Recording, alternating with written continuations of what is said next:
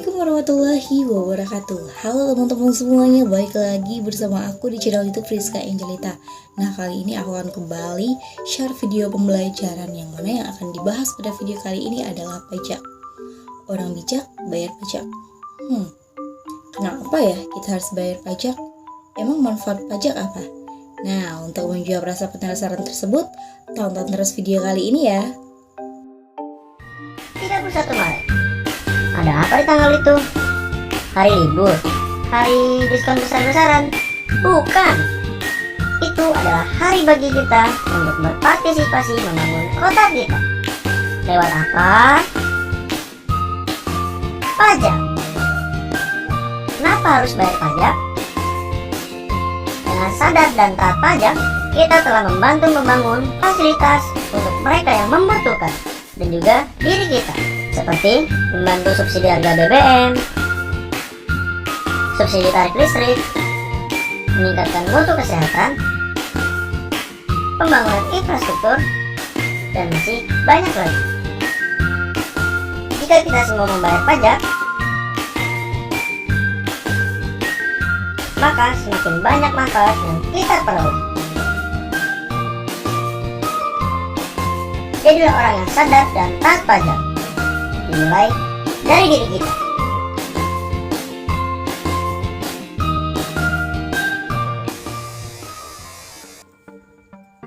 Sebelum memulai topik yang akan dibahas, pernah nggak sih teman-teman berpikir dari mana sumber dana untuk semua fasilitas umum dan infrastruktur yang kita rasakan berasal? Ternyata semua sumber dana tersebut berasal dari APBN dan juga APBD. APBN merupakan anggaran pendapatan belanja negara, sedangkan APBD merupakan anggaran pendapatan belanja daerah. Jadi, sumber penerimaan atau pendapatan negara merupakan semua penerimaan dalam negeri dan juga penerimaan lain, seperti penerimaan pajak, penerimaan bukan pajak, serta penerimaan dana hibah yang mana itu digunakan untuk membiayai belanja negara. Dan ternyata penerimaan pajak adalah penyumbang yang paling dominan sebagai pemasukan pendapatan negara tersebut. Jadi, secara tidak langsung pajak telah membiayai pengeluaran dan belanja negara, termasuklah di situ pembangunan nasional. Ngomong-ngomong soal pajak, kita perlu tahu terlebih dahulu definisi dari pajak tersebut. Nah, mengutip dari buku berjudul Perpajakan tulisan Mardiasmo, pajak adalah iuran rakyat kepada kas negara berdasarkan undang-undang dengan tiada mendapat jasa timbal yang langsung dapat ditunjukkan dan yang digunakan untuk membiayai pengeluaran umum. Sedangkan pajak daerah adalah kontribusi wajib kepada daerah yang terutang oleh orang pribadi atau badan yang bersifat memaksa berdasarkan undang-undang dengan tidak mendapatkan imbalan secara langsung dan digunakan untuk keperluan daerah bagi sebesar-besarnya kemakmuran rakyat. Dan tentunya dari definisi pajak tersebut maka akan kita temukan ciri-ciri pajak sebagai berikut. Nah, yang pertama, ia merupakan iuran wajib negara atau kontribusi wajib warga negara, yang artinya setiap orang memiliki kewajiban untuk membayar pajak. Namun hal tersebut hanya berlaku untuk warga negara yang sudah memenuhi syarat subjektif dan syarat objektif, yaitu warga negara yang memiliki penghasilan melebihi penghasilan tidak kena pajak atau PTKP. PTKP yang berlaku saat ini adalah senilai 54 juta rupiah setahun atau 4,5 juta per bulan. Itu artinya, jika Anda memiliki pendapatan lebih dari 4,5 juta per bulan, maka Anda akan dikenakan pajak. Sementara bila Anda adalah seorang pengusaha atau wirausaha dengan omset, tarif PPh finalnya adalah 0,5% berlaku dari total peredaran bruto atau omset sampai dengan 4,8 miliar dalam 1 tahun pajak. Ini tentunya berdasarkan peraturan pemerintah nomor 23 tahun 2018 tentang perpajakan. Nah, adapun ciri-ciri yang kedua, pajak itu bersifat memaksa. Artinya, jika seseorang sudah memenuhi syarat subjektif dan objektif tadi, maka wajib pajak untuk membayar pajak. Dalam undang-undang pajak sudah dijelaskan ya, jika seseorang dengan sengaja tidak membayar pajak, yang seharusnya dibayarkan, maka ada ancaman sanksi administratif maupun hukuman secara pidana. Lalu, ciri-ciri yang ketiga, dipungut berdasarkan undang-undang. Nah, itu artinya pajak diatur dalam undang-undang negara. Jadi ada beberapa undang-undang yang mengatur tentang mekanisme perhitungan, pembayaran, dan pelaporan pajak. Yang terakhir adalah untuk membiayai kepentingan umum. Nah, salah satunya adalah membiayai pembangunan. Nah, dari manfaat pembangunan tersebut tentunya akan bisa dinikmati atau digunakan oleh masyarakat dalam jangka panjang. Misalnya, jika kamu membayar pajak untuk jalan raya, maka kamu bisa menggunakan atau menikmati manfaat dari pembangunan jalan raya tersebut. Selain itu, kehadiran pajak memiliki sejumlah fungsi penting dalam sebuah negara, terutama untuk mencapai target pembangunan. Adapun fungsi dari pajak tersebut adalah sebagai berikut. Yang pertama, ada fungsi anggaran.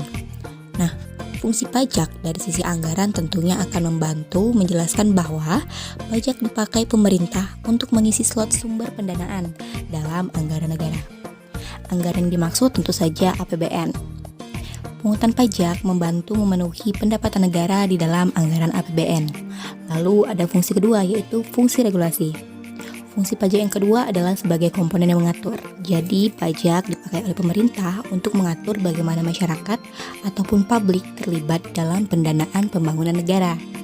Karena didefinisikan sebagai objek pengaturan, maka implementasi pajak adalah selalu bersifat memaksa atau membebankan seseorang untuk memenuhi kewajibannya. Dalam hal ini, orang atau badan yang dikenai pajak tersebut disebut sebagai wajib pajak. Orang tersebut wajib, mau tidak mau, suka tidak suka, harus membayar pajak sebagai bentuk kewajibannya sebagai warga negara. Fungsi yang ketiga adalah fungsi stabilitas. Pajak juga memiliki fungsi stabilitas yang mana itu memainkan peranan penting dalam keseimbangan perekonomian suatu negara, seperti mengatasi inflasi maupun deflasi. Salah satu contoh fungsi stabilitas terlihat ketika nilai tukar rupiah mengalami penurunan terhadap dolar Amerika Serikat. Jika pemerintah ingin memanfaatkan pajak sebagai instrumen stabilitas perekonomian, maka pemerintah dapat saja mengeluarkan kebijakan perpajakan yang mendukung penguatan rupiah seperti meningkatkan biaya masuk maupun PPN impor. Adapun fungsi yang terakhir adalah fungsi redistribusi. Salah satu penjelasan yang sering dikaitkan dengan fungsi redistribusi adalah pemanfaatan pajak untuk membuka lapangan pekerjaan. Dengan bertambahnya lapangan pekerjaan, maka semakin banyak ada penyerapan tenaga kerja, sehingga pendapatan masyarakat pun dapat diperoleh secara merata. Lalu, jika kewajiban pajak kita lakukan, maka tentunya akan ada manfaat dari pajak yang kita bayarkan. Nah, apa saja manfaat pajak tersebut? Yang pertama, membiayai pengeluaran negara yang bersifat self-liquidating atau memberikan keuntungan seperti proyek produktif barang ekspor. Dan yang kedua, membiayai pengeluaran umum seperti pembangunan fasilitas umum yang bisa dinikmati oleh masyarakat. Yang ketiga, membiayai pengeluaran produktif seperti penyaluran bantuan bagi nelayan dan petani. Misalnya, kalau bagi nelayan adalah subsidi bahan bakar, sedangkan bagi petani adalah subsidi pupuk. Dan yang keempat, membiayai pengeluaran tidak produktif seperti mendanai pembelian senjata perang untuk tentara. Nah, ini gunanya untuk pertahanan negara. Nah, jika tadi kita sudah tahu nih pajak secara umum dan pembahasannya bagaimana, sekarang aku akan ngejelasin sekalian mengenai pajak daerah. Nah, mulai dari definisinya tadi telah disebutkan di awal pajak daerah itu apa. Jadi di sini pajak daerah adalah pajak-pajak yang dikelola oleh pemerintah daerah, baik di tingkat provinsi maupun kabupaten atau kota. Jadi administrasi pajak daerah tentunya dilaksanakan di kantor dinas pendapatan daerah atau kantor pajak daerah maupun kantor sejenisnya di bawah naungan pemerintah daerah. Jadi, pajak atau kontribusi wajib yang diberikan oleh penduduk suatu daerah kepada pemerintah daerah ini tentunya akan digunakan untuk kepentingan pemerintahan dan kepentingan umum suatu daerah. Contohnya, seperti pembangunan jalan, jembatan, pembukaan lapangan kerja baru, dan kepentingan pembangunan serta pemerintahan yang lain. Selain untuk pembangunan suatu daerah, tentunya penerimaan pajak daerah merupakan salah satu sumber anggaran pendapatan daerah atau APBD, yang mana tentunya itu digunakan pemerintah untuk menjalankan program-program kerjanya. Lalu ada juga ciri-ciri dari pajak daerah. Nah, yang pertama, pajak daerah bisa berasal dari pajak asli daerah atau pajak pusat yang diserahkan daerah sebagai pajak daerah. Yang kedua, pajak daerah hanya dipungut di wilayah administrasi yang dikuasainya. Yang ketiga, pajak daerah digunakan untuk membiayai seperti urusan atau pengeluaran untuk pembangunan dan pemerintahan daerah. Dan yang terakhir, pajak daerah dipungut berdasarkan perda atau peraturan daerah dan undang-undang sehingga pajaknya dapat dipaksakan kepada subjek pajak. Setelah itu, apa ya fungsi dari pajak daerah?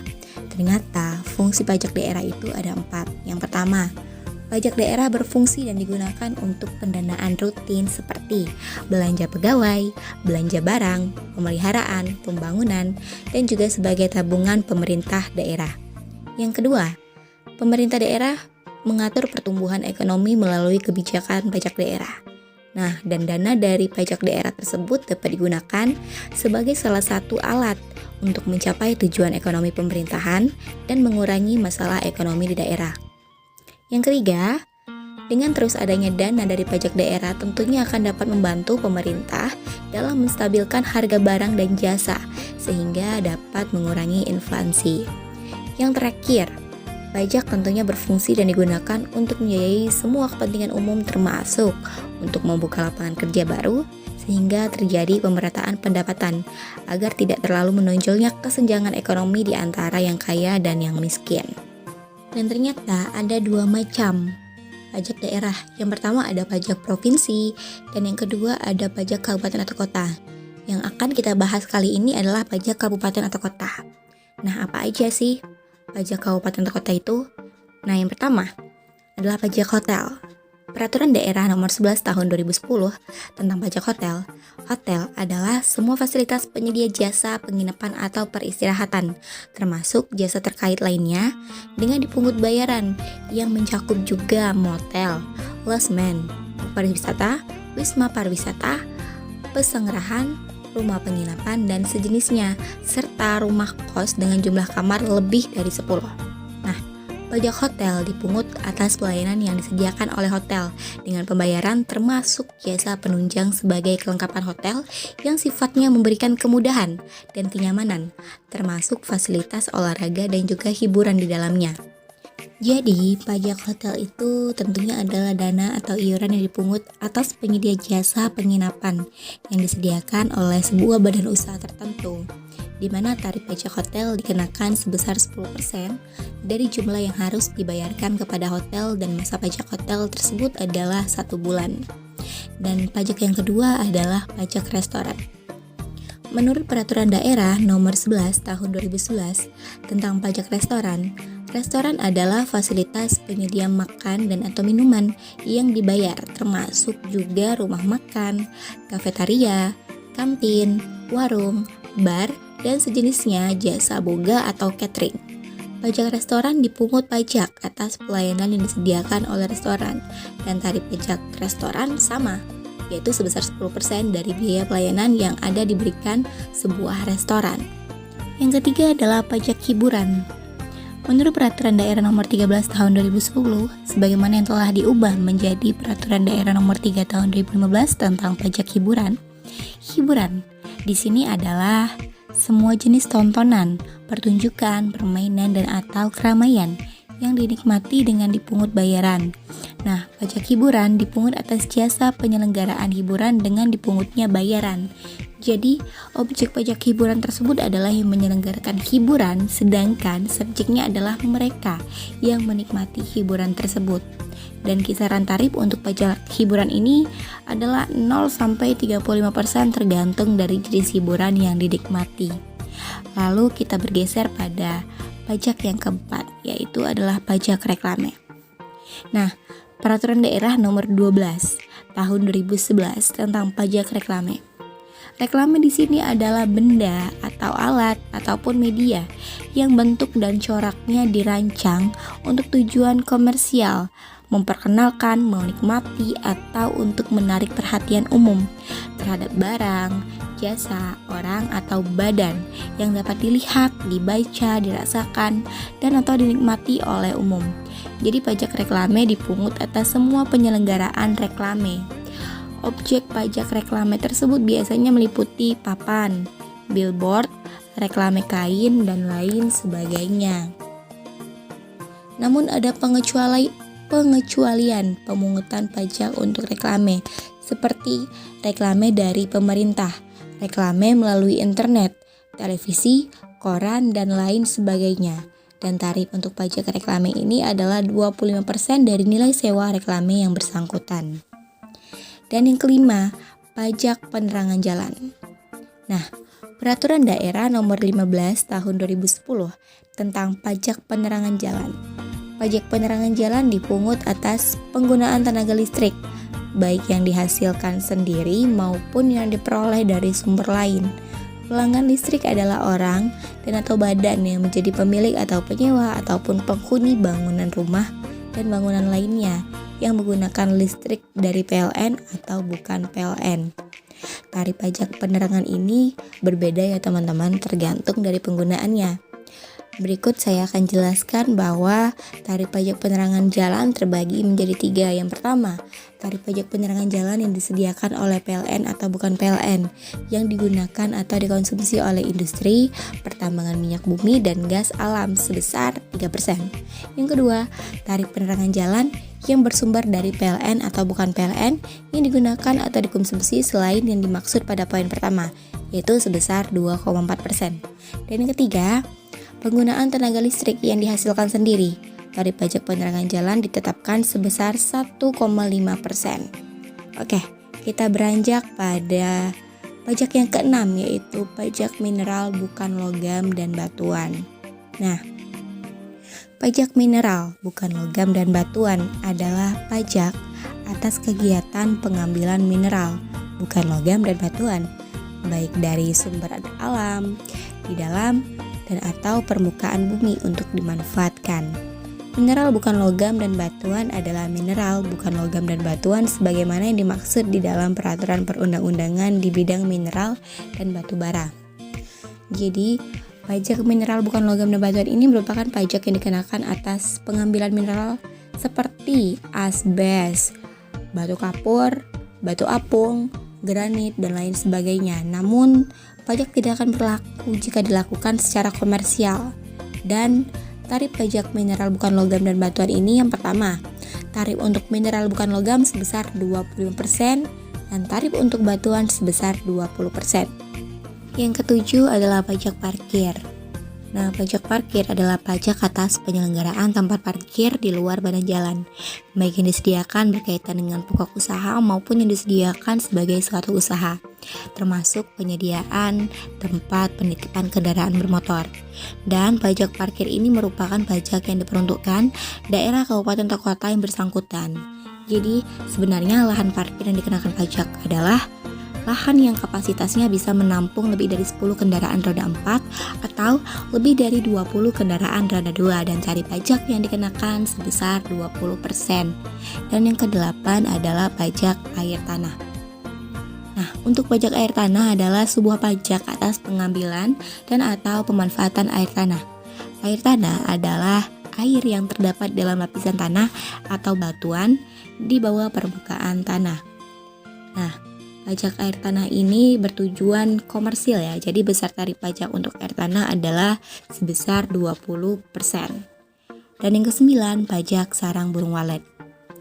Jadi, pajak sarang burung walet adalah pajak atas kegiatan pengambilan dan atau pengusahaan sarang burung walet. Dan yang ke-10, pajak bumi dan juga bangunan. Pajak bumi dan bangunan atau PBB merupakan sebuah biaya yang harus disetorkan atas keberadaan tanah dan bangunan yang memberikan keuntungan dan kedudukan sosial ekonomi bagi seseorang atau badan. Karena pajak bumi dan bangunan atau PBB ini bersifat kebendaan, maka besaran tarifnya ditentukan dari keadaan objek bumi dan bangunan yang ada. Nah, tarif pajak bumi tersebut yang pertama, pajak untuk pajak bumi dan bangunan perdesaan dan perkotaan yang bernilai kurang dari 1 miliar maka dikenakan tarif 0,1%. Dan yang kedua, pajak bumi dan bangunan perdesaan dan perkotaan yang bernilai lebih dari 1 miliar maka akan dikenakan tarif 0,2%. Sedangkan yang ketiga, tarif untuk pemanfaatan yang menimbulkan gangguan. Nah, ini gangguan ya. Gangguan tersebut terhadap lingkungan maka akan dikenakan tarif pajak sebesar 50%. Dan yang terakhir adalah BPHTB. Jadi BPHTB itu sendiri sebenarnya merupakan pungutan atas perolehan hak atas tanah dan atau bangunan. Pungutan ini ditanggung oleh pembeli dan hampir mirip dengan PPh bagi penjual, sehingga pihak penjual dan pembeli sama-sama memiliki tanggung jawab untuk membayar pajak. Jadi teman-teman, pajak ini dikenakan atas perolehan tanah dan bangunan oleh orang pribadi atau badan tertentu, misalnya melalui transaksi jual beli, tukar menukar, hibah, waris, dan lain-lain. Dan tarif dari pajak ini sebesar 5% dari nilai bangunan atau tanah yang diperoleh orang pribadi atau suatu badan tertentu.